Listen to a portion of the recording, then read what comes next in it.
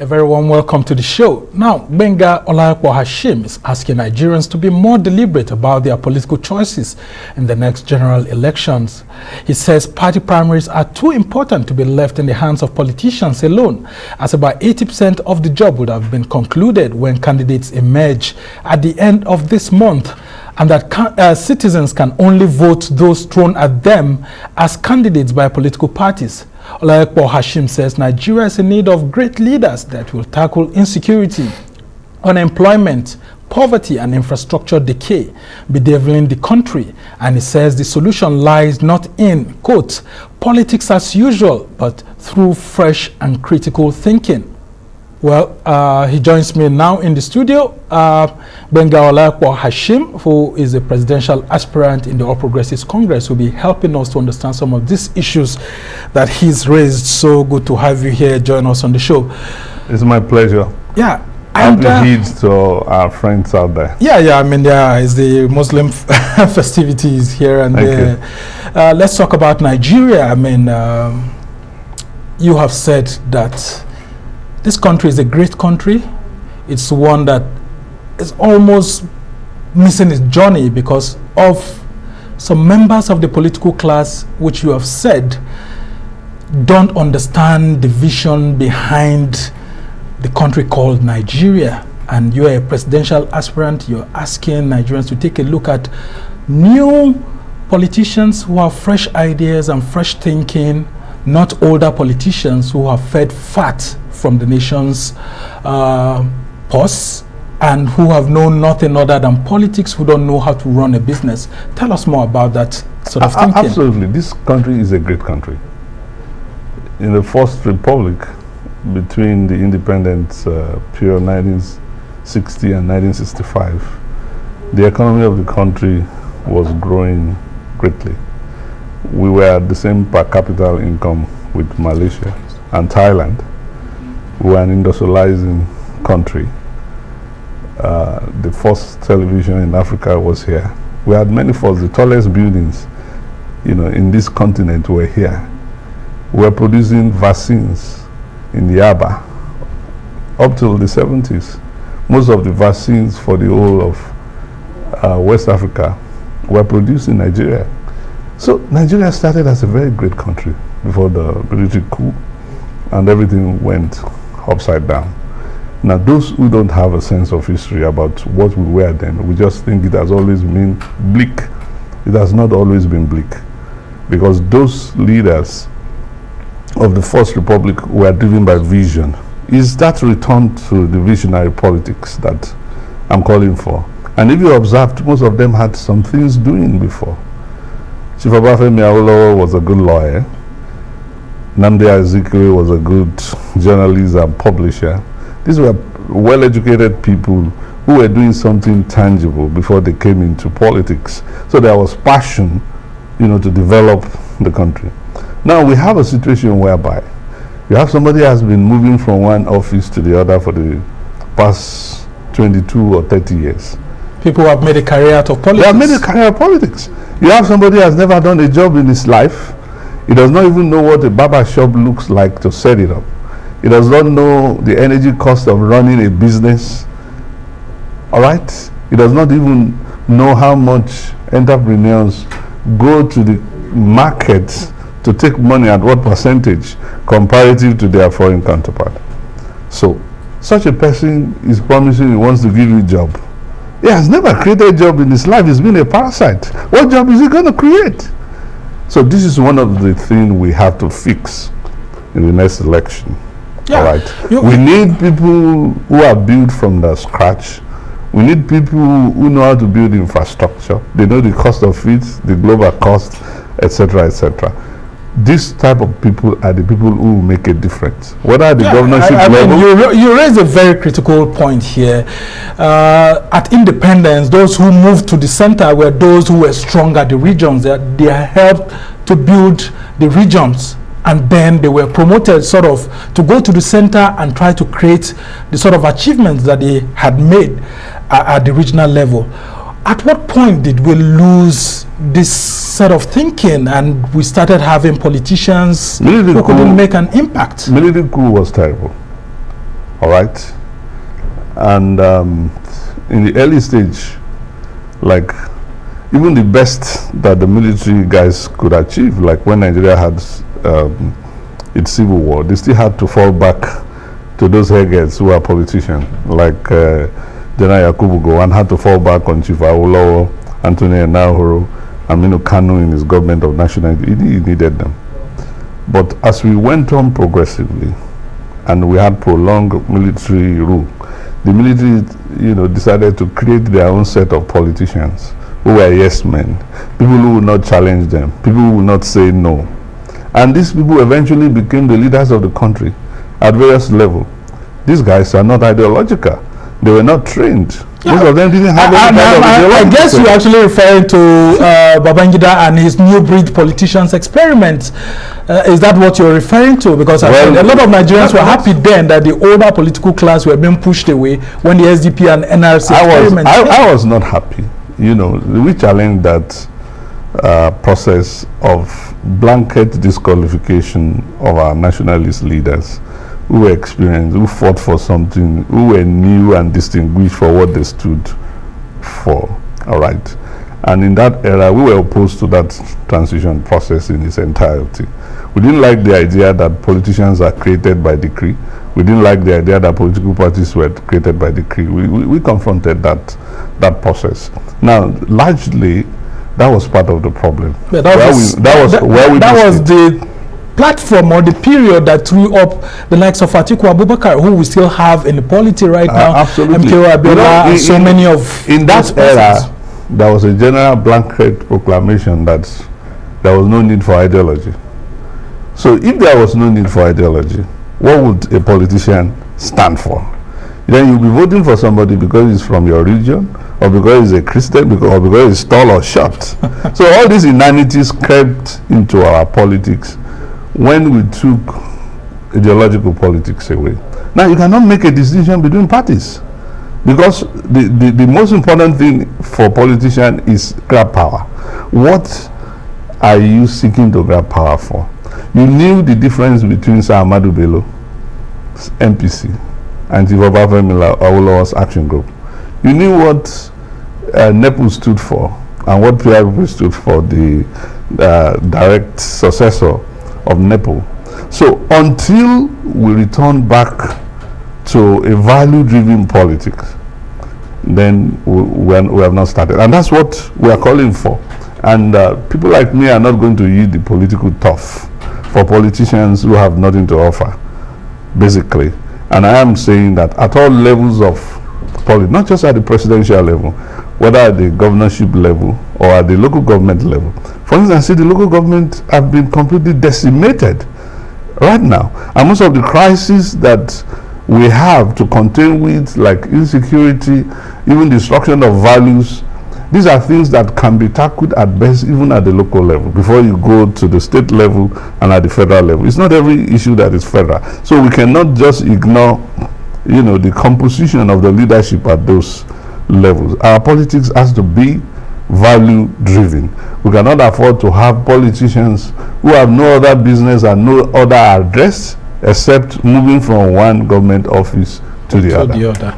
Now, when talking about politicians from the First Republic and how they were able to unite, build alliances, I want to ask why it's difficult for politicians within this generation to actually build alliances, to challenge those who are deemed to be in the bigger parties. Why is it difficult for smaller parties to unite together? Like in the Second Republic, I mean, we could see all the parties that merged together with the UPN, and then you could see Chief Obafemi Awolowo trying to challenge the status quo. You could see the MPN going into alliance with other parties to actually maintain its power and win.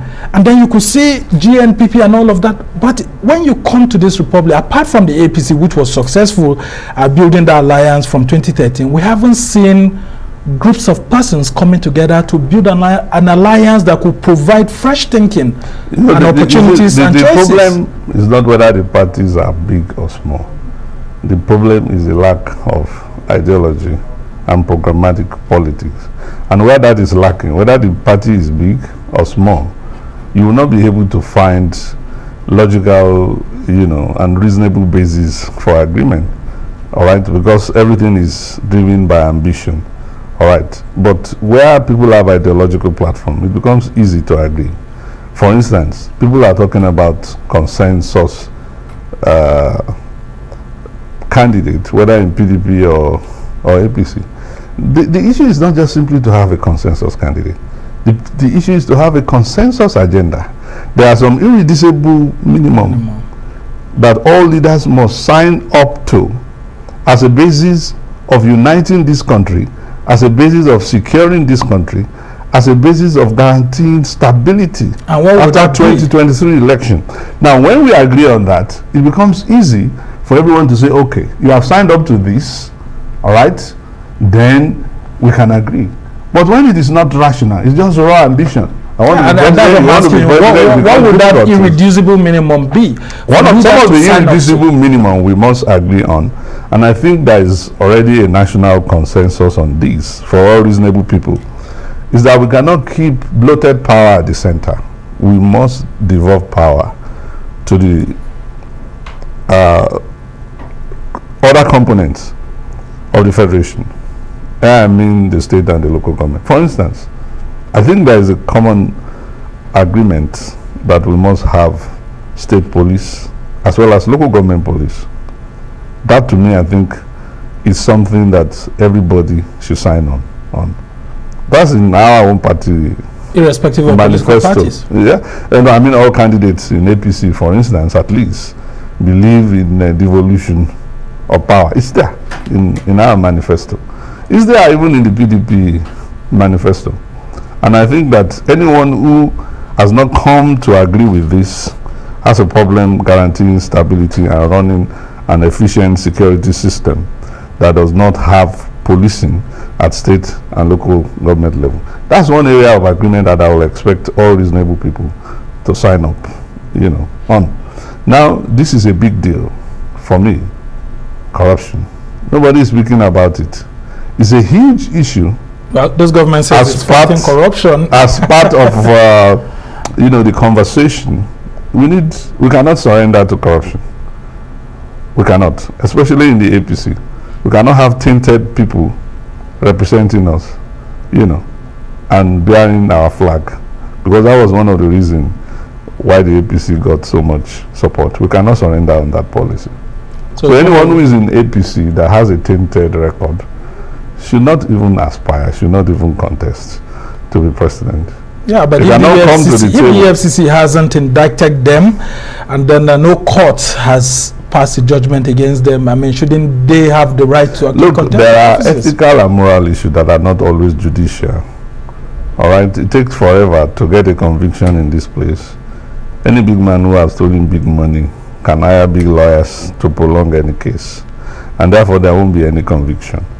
But there's something that is moral about the weight of evidence against you, and if we are a serious party, anyone who is so controversial about such a thing should be well advised to sit down. But I think one of the problems we have to confront is the fact that this country does not have the level of shame that it used to have some decades ago. All right, and that's one of the problems. And we have to have some shame as a people to have respect from other people.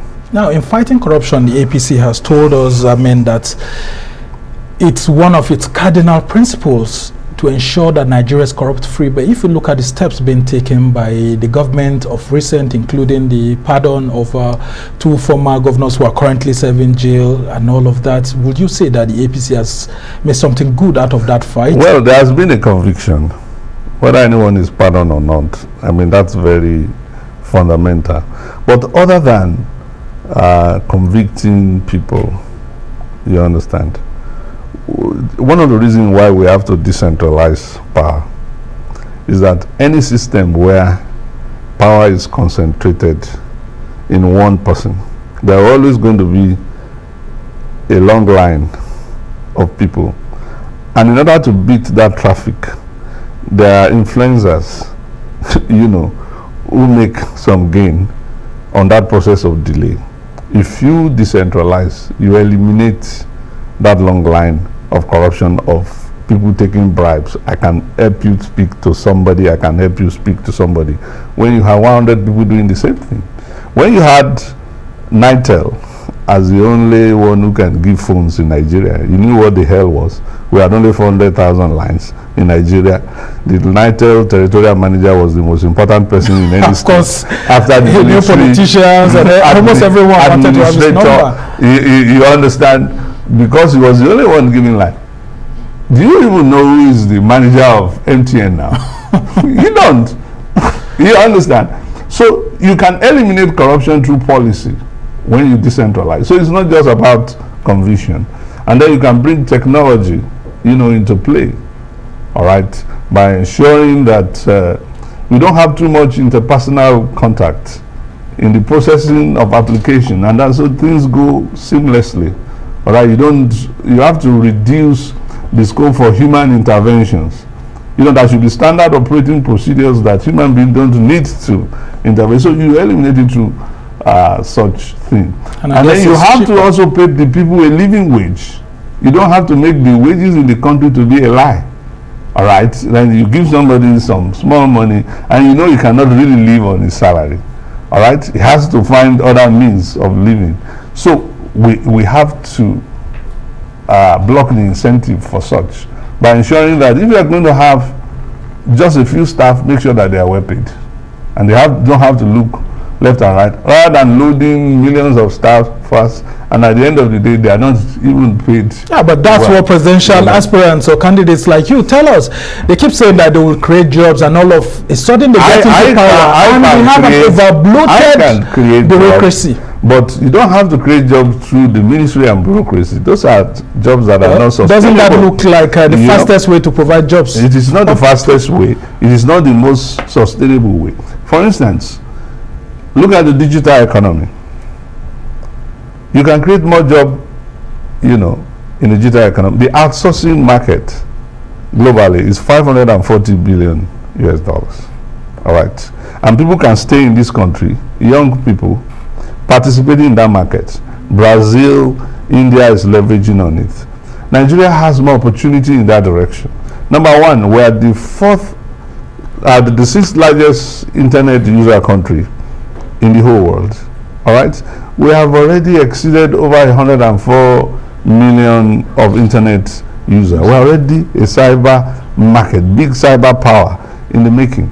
We just have to do a little thing that Brazil and India did, all right, to make sure that people can trust our markets by investing a little bit on cyber security, putting a bit of money in training and standardization. In my foundation, we have trained over 600 young people who are making money, sitting down in Nigeria and participating in that market. If Nigeria targets just 10% of that market in 10 years, that will be new $54 billion revenue source and millions of jobs created. So the civil service is not the way to create jobs. And you don't have to say, everybody go to the farm. Everybody does not have to go to the farm. There are better ways to get people employed. We can leverage on our huge asset in the gas sector. Gas, petrochemical create a lot of jobs. And you know how it's looking now. Which is where I want to come there. Yeah, I mean, look at the oil theft that we have in the country. I mean, very, very huge. Nigeria losing a lot. Look at the quota given to us by OPEC. We are unable to meet it. Right now, Europe is looking up to us to be able to increase energy supplies to that continent. But it looks like Nigeria is unprepared. We have not optimized. What's the problem? You are the oil and gas industry. We have not optimized our opportunity. All right. Number one, we don't need to make our fiscal system, the fiscal regulatory system, the fiscal policy to be prohibitive for investors, because we are not the only oil producing country. Even in Africa, Ghana, Liberia, everybody is discovering oil in Africa, and most people are not talking about Nigeria, because we are trying to outprice ourselves from the international market. What you should be interested in is volume, not the unit rate. It's the volume that you'll be interested in. So we need to make the fiscal regime in the oil sector more competitive. Right now, it is not. It is not very competitive. Then, number two, no, we have some low-hanging fruit that we can immediately invest in. And I know it. I know what you need to spend. In 2 years, you can increase Nigeria's daily production to 5 million barrels per day. The theft and all that is a small. Yeah, I mean, we have 1.7 and we are unable to meet 1.7. It's a small issue. Look, you see, it's a shame. It's a shame that we are a country of 200 million people. We are doing 1.8 million barrels per day. Well, Saudi Arabia below that at the moment. Yes, if you account for stealing and all that. Now, but Saudi Arabia is a country of 35 million people. No, so we know what to do to fix this. That's why you need entrepreneurs to run this country. Why haven't you shared some of these ideas with your party, the All Progressives Congress, and Buhari's administration, if indeed you're being patriotic? Which party discusses ideas in Nigeria? People discuss. I thought the APC claimed to be one. People discuss. Look, let's be frank. Which party discusses idea? And that's what we're calling for. When has any party in Nigeria had a party conference? We are going to election. We have not had a party conference. All right. So you know, I think you're just pulling my leg. You know, people don't want to discuss ideas. But you see, the modern world is ruled by ideas, not by raw power. Even people who are not democratic like Saudi Arabia, there is no parliament in Saudi Arabia. They are doing 12.4 million barrels per day. Yeah, and that means they have an efficient system. And look at Saudi Aramco, for example, one of the biggest oil companies in the world. They have an efficient system, even though. So you don't even need to be a democracy to be able to run efficiently. You only need to be modern. You only need to be modern. So we need to run Nigeria as a modern nation. This is where we need to go. And you think politicians will be afraid of technocrats like you, people who have ideas, because they just think you live by textbook analysis, not real politics, as they like to call it. Look, I started business 31 years ago from one room. I built a business now that has impact in many nations. All right. And has grossed multi-million dollars in terms of his asset base. I didn't inherit that money and I didn't steal it. So it should be clear that I have something to offer this country when it comes to building from the scratch. So this country needs people who can build from the scratch. And when you say politicians, and that's why I've been saying, you cannot lead the politics of 2023 to usual politicians, because it's not about politicians, it's about Nigeria. And this election is more important than any other election that we've ever had in recent past. It might as well decide whether we will have Nigeria 3 years after the result. That was the same thing we had in 2011, and we passed through that phase. 2015, we passed through that phase. 2019, we passed through that phase. What makes you think that Nigeria won't pass through that phase again? I'm not saying Nigeria will not pass through that phase, but Nigeria does not have to pass through that phase in chaos and anarchy. There has never been a time in the history of this country when people that are called, whether they are called kidnappers or bandits or whatsoever, are 50 minutes drive to Abuja. Some 7 or 8 weeks ago, some of these bandits, all right, were near Suleja. All right? It has never happened before. It has never happened before that we have people called bandits in the Kaduna axis less than 1 hour's drive to Abuja. All right? We have never had a situation whereby we had an organized terrorist group that is efficient, merging with other groups, having alliances with all manners of terrorist groups that have surrounded our capital, such as this. So we're not in 2019, and we're not in 2015.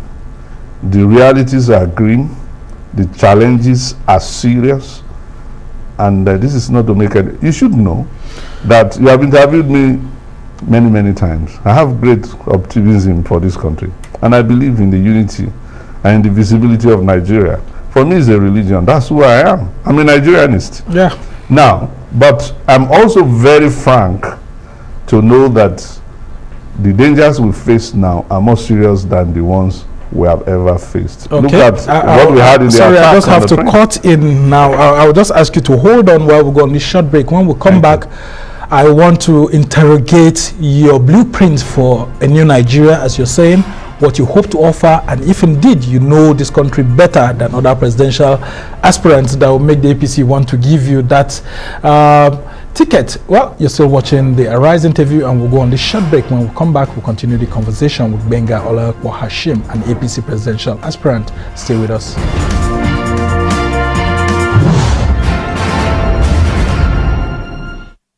Welcome back to the Arise interview, where we speak to the newsmakers as well as ordinary people doing extraordinary things around the world and featuring the voices at the heart of the conversations. I'm Sumner Sambo, and I still have with me here a presidential aspirant of the All Progressives Congress, Gbenga Olawepo-Hashim, and he's been telling us much about the country called Nigeria and what he intends to do. I'm interested in knowing how much of Nigeria you know and the blueprint you're bringing to the table. What's that unique thing that you're offering that will set you aside as being different from other presidential aspirants? Number one, I have no stomach for division, all right, and religious bigotry. And you need somebody like that to unite this country. I mean, this is basically due to who I am. I didn't make myself like that. That's what God made me to be. My father is from the north.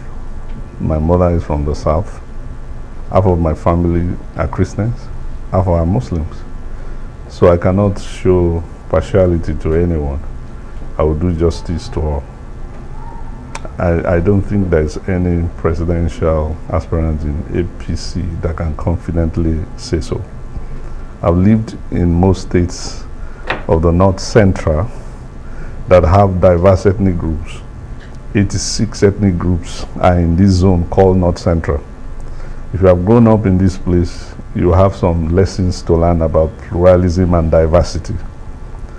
There is no other serious candidate aspirant that can bring that to the table.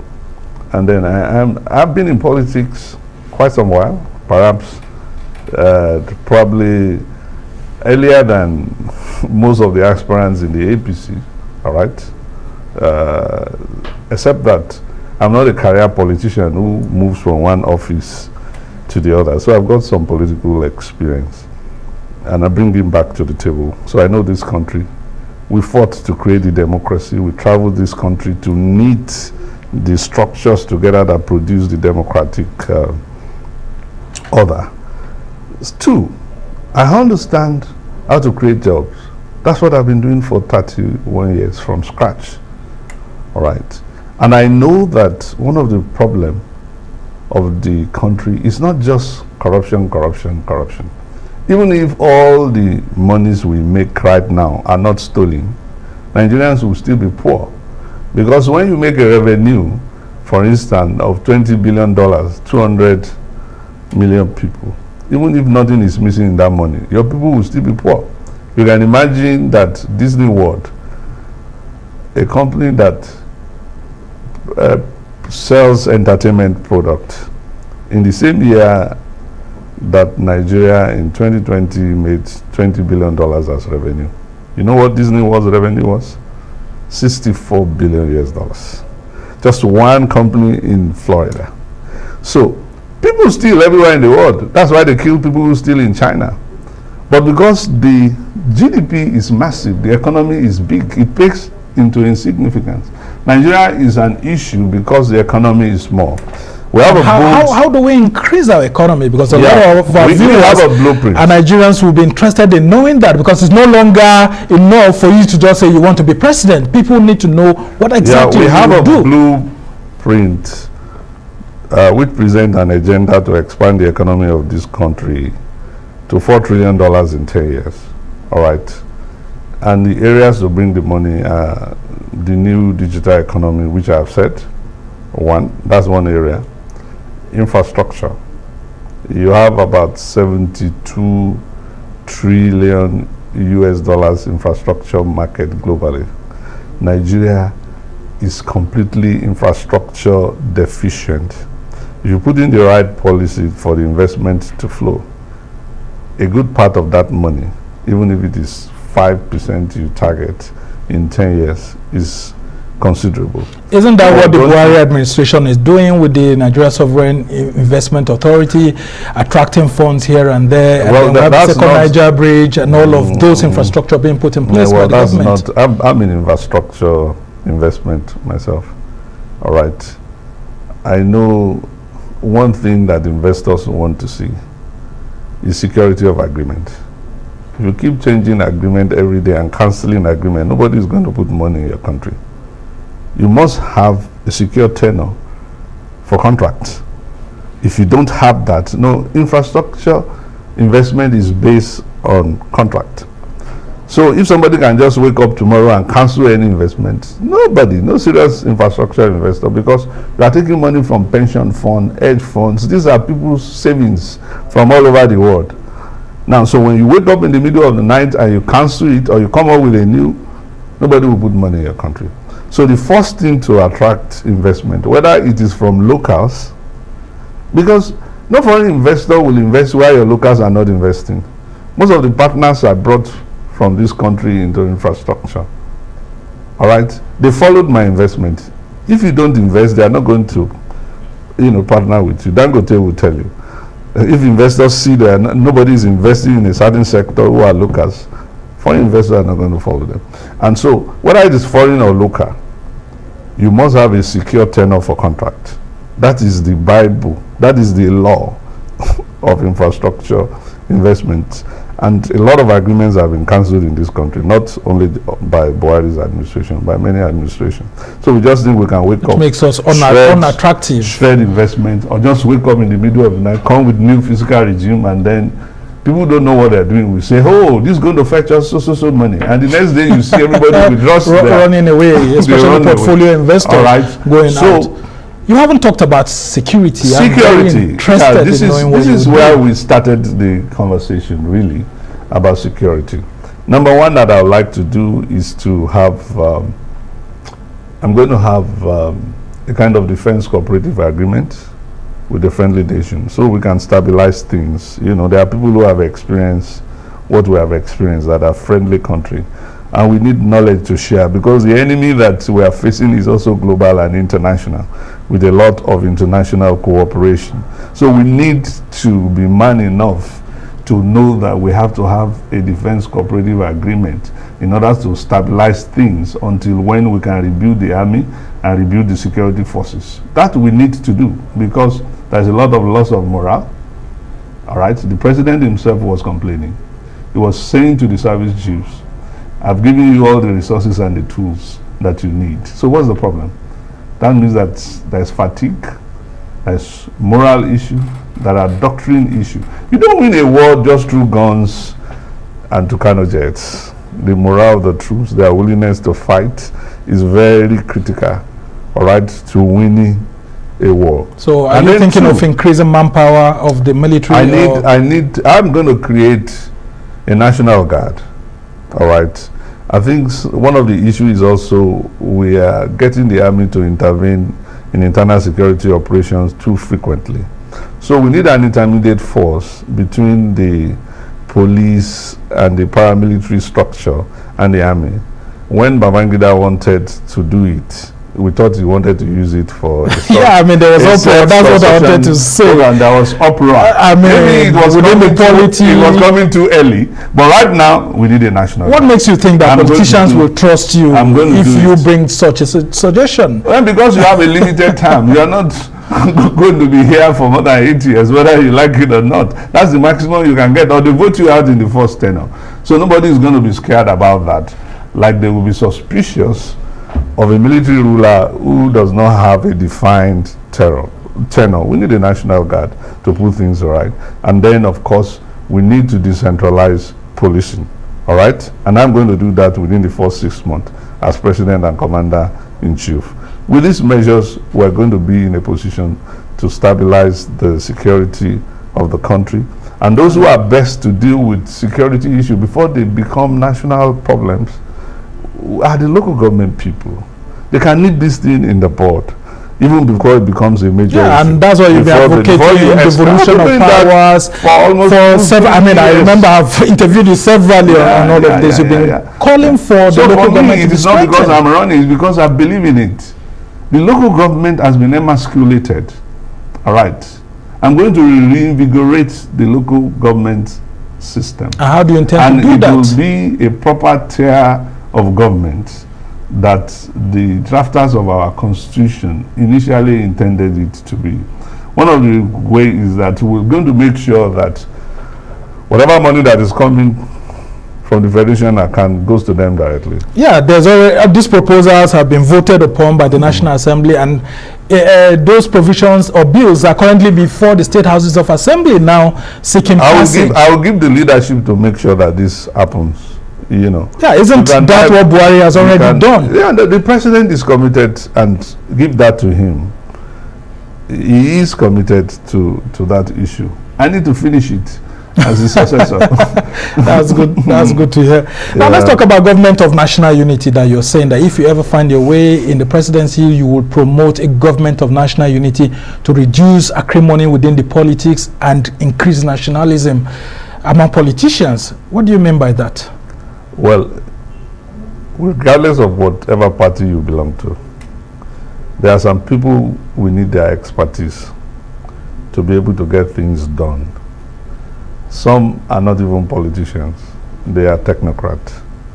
Some are civil rights activists, some are journalists, some are lawyers, all right, who are just professionals. So regardless of what party you belong, and there are politicians who are credible. Not all politicians lack credibility.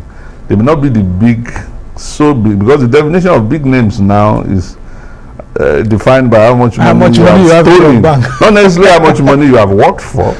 So there are very solid people in this country who have credibility, who have integrity, who deserve to be in government, whether they're in our party or not.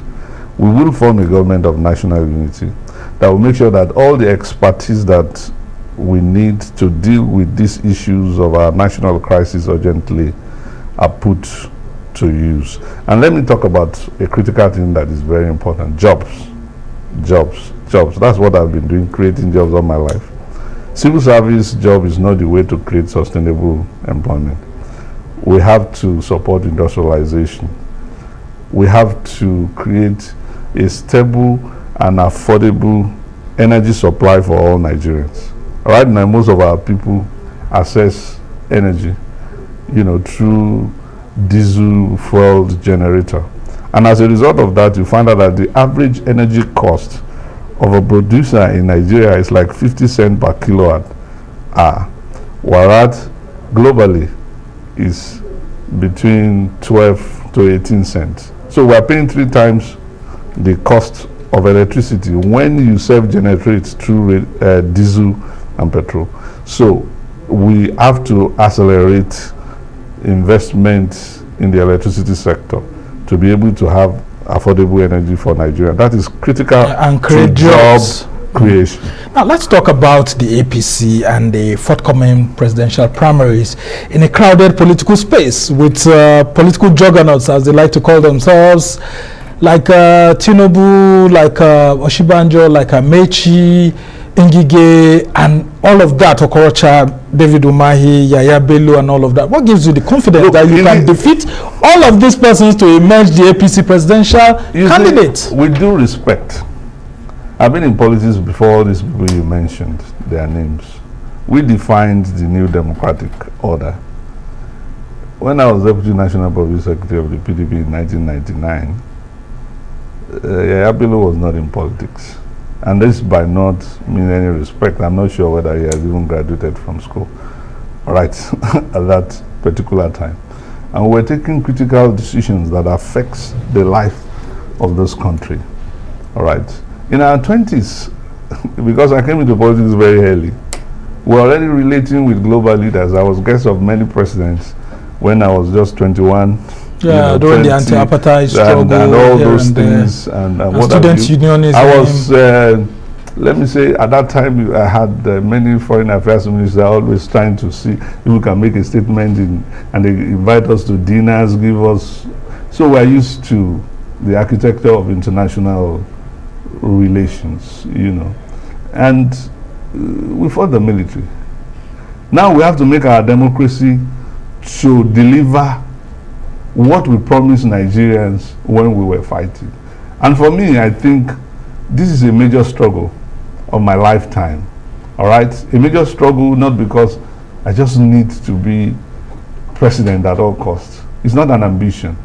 A major struggle because even if somebody else will be president, it's very important that the program that will give us a new Nigeria is on the table, all right, for discourse. So it's not just simply about, I want to be president, I want to be president. What are you going to do when you become president? Yeah, that's what I'm asking you. Before you become president, right, first you would have to face all of these guys in your party, the APC. How can you defeat a Tinubu or an Oshibanjo or an Amechi or Korocha or Dave Umahi to get this presidential ticket? Because you have contested as a presidential candidate of the People's Trust, one of the political parties then, but you didn't make a headway. What gives you the confidence this time around that you can emerge as a candidate of a ruling party? General Buhari is an extremely popular figure, even up to 2019. People may have their various views about who he is and what he has done, but he still remains extremely popular. And Tinubu is not Buhari. Oshibanjo is not Buhari. None of them is Buhari. So contesting against Buhari is a different ballgame. These guys are not Buhari. So I am confident that by the grace of God, as we are making the issues to be central to the campaign, we will force the kind of change that we need in Nigeria. Have you been reaching out to delegates of your party? Definitely. You saw, because we haven't seen you going around the state. We can see an Amechi going around, a Tinubu going around, and Oshibanjo going around. You are not fair to me. Everybody covered me 4 days ago when I was in Kwara. I met all the delegates. Everybody covered me when I met the chairman of all the parties in the state in the North Central. That was last week. All right, these are delegates. They have votes. I've been meeting National Assembly members who are former National Assembly members. These people constitute almost 40% of the delegates, and they are not under the control of any governor. So I don't have to do what Oshibanjo is doing, or what Amechi is doing, or what Tinubu is doing, and it does not mean that I'm not doing anything. All right. Everyone will do what will best serve his purpose. My appeal is to all the delegates that are coming to the National Convention, and some of these super delegates who already constitute 40% of those who will vote at the APC convention are people like me. Those of them in the National Assembly in 1999. People who cannot be bamboozled or intimidated by anybody. They are independent-minded people. They connect to ideas. With them, we built this republic. If you're talking about the EFCC Act, the Niger Delta Commission, and all these things, I worked with these fellows in the National Assembly, in the first assembly. I was always there. We talk to them as a party. This is the party policy. This is why we need to make compromise to accommodate everybody. You could imagine that the national NDDC bill was passed by the entire country. There was no north, there was no east, there was no west. How did we achieve that? Under this climb, where there is so much division, yeah, the PDP of that time is different from even the PDP of today, of course, and even the APC. Of course. Do you think that a lot of the guys who worked with me in the National Assembly then, that we work together, are these super delegates? There are 40% of them. They don't know all these people you are mentioning their name. They have no connection with them. Do you have the monies to be able to purchase some of their votes? Because that's what we hear many delegates are all out for. No. You see, it's the richest bidder. It's not all the delegates that go to the richest bidder. Let me give you our experience in 1999. We charged 500,000 naira for governorship aspirants in 1999. Some of these governorship aspirants did not even have the money to pay. And we saw in our own understanding that they were going to win. You know what we did? We waived that money, 500,000 for governorship. We waived it for them at the party level. And they became very good governors who had very clear respect for the party leadership. And we have examples of those governors. Don't assume that everybody in Nigeria has lost his integrity. I think you have some integrity. So you should also presume that there are people who still have their integrity in this country. Well, I would want to ask you this question because I had asked earlier on if you give us examples of these former governors and all of that. I won't be kind to them. But to let it not look like you're promoting some of them in case some of them are contesting. I'm not kind with them because they didn't pay the fees. We waived it for them. So people don't start looking at them as, but do you think that the All Progressives Congress, your party, is still an acceptable vehicle among Nigerians? Do you think the APC can still win presidential elections in the country, considering the outcry? The APC can win, depending on the candidate. All right. The PDP is not a better party than the APC. It's an inefficient opposition. So it depends on who is the candidate. One mistake that our party must not make is to assume that the electorate will think like us. You know, there are categories of other delegates, apart from super delegates that I've mentioned, and people who are a bit independent-minded.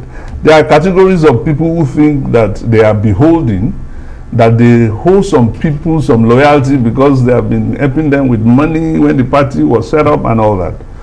Now they feel, oh, we should have the guy as our candidate. Now, but the truth of it is that the general election will be dependent on the votes of all Nigerians. Are you referring to a Tinubu here? APC. So are you referring to a Tinubu here? Delegates, I'm not going to mention them. Delegates have to vote for a candidate that will make the party to win the general election. A candidate that can connect to young people. A candidate that represents the future of Nigeria. The future of Nigeria is that we want to have a united, secure, and prosperous country. And you think you are that candidate that can energize the public, that can inspire the military. You think you are that candidate? I'm that candidate. Okay, for sure. Very interesting indeed. But you haven't answered me whether the APC is still an acceptable party among Nigerians, considering the outcry across the country. A lot of persons saying that both the APC and PDP are not even good vehicles for the new Nigeria that people are envisioning in 2023. During the registration of membership, 40 million Nigerians registered in APC. They are more than all the votes in the general election, the last election. So that's an indication that the APC is still acceptable. Well, we always have this over-bloated party membership registration until when we come to the main election and you see a Buhari winning with just 15 million votes. And parties claiming to have 20, 30, 40 million members. If you present a popular candidate, you agree with me that the young people are the majority of voters in this country. Why have they not been coming out to vote? Because they cannot see themselves in the ballot. Now, when you present a candidate that can connect with them, they will come out. All right. And so that registration is not a fluke. We need to get those voters to come out and vote properly during election. And I believe if I'm presented by the APC, they will come out and vote for the party. Do you think that the Independent National Electoral Commission will organize free, fair, and credible polls that will be acceptable by all Nigerians? Well, the framework of the Electoral Act has improved on the deficiencies of the previous election. And if it is efficiently applied, Nigerians should expect a better election than we have witnessed before. Do you believe in zoning, and don't you think it's the turn of some other parts of the country, like the northeast or southeast, to produce the next president based on the geopolitics I of the country? That conversation should not be encouraged. What Nigeria needs now is a president that can unite and secure the country and bring prosperity to everyone, regardless of where they come from. And some others would say, why is it that when it gets to their turn, that's when people like you will keep saying that? I don't know what it means by turn. I am from the North Central zone. The North Central, in the history of this country, through elections, have never produced a president or a vice president. So I don't know some people's sense of justice. When somebody gets up from the Southwest, after we have seen 8 years of Obasanjo, 16 years of Obasanjo, and 16 years of Oshibajo, that will be seen as vice president, and you say it is the turn of your zone. What is the logic behind that? But look, I'm not in for this kind of very quickly conversation. The most important conversation for me is, how do we unite Nigeria? How do we secure Nigeria? How do we prosper our country? We must thank you so much, Gbenga Olawepo-Hashim, a presidential aspirant of the All Progressives Congress. And we can only wish you well in this crowded space of so many presidential aspirants in the ruling All Progressives Congress. Thank you so much. Well, that's how it's been for this edition of the Arise interview. Do join us again tomorrow from me and the entire team here in Abuja. Goodbye and thank you for watching. I'm Sumner Sambo.